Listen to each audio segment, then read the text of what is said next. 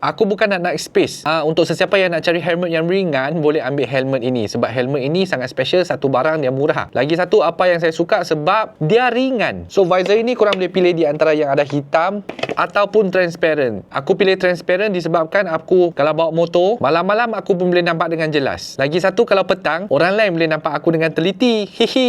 Helmet ini banyak jenis warna pilihan tau. Yang aku ambil ini warna hitam. Dan syok dia punya stiker ni adalah stiker tanam. Okay, so korang tak akan rasa feel ada stiker dekat sini. Ingat untuk bawa motor lagi syok kalau kita bawa kereta dekat Sepang kan. Belakang sini dia bulat. Sebab kadang-kadang kita duduk dekat bucket seat, helmet kalau tajam kepala kita susah. Lagi satu, kalau helmet berat, tengok orang dia pening. Yang ini dia ringan saja. Sangat ringan. Yang aku punya hitam berkilat. Dia ada juga matte black, putih, kelabu, pink color dan juga kuning. Dia punya visor ni masa simpan dia memang tak nampak tau. Korang tarik ke bawah. Dia jenis yang macam astronaut, bulat-bulat macam ni. Jap, helmet ni visor ke ni visor? Ni visor. Ini bukan visor, ini cermin.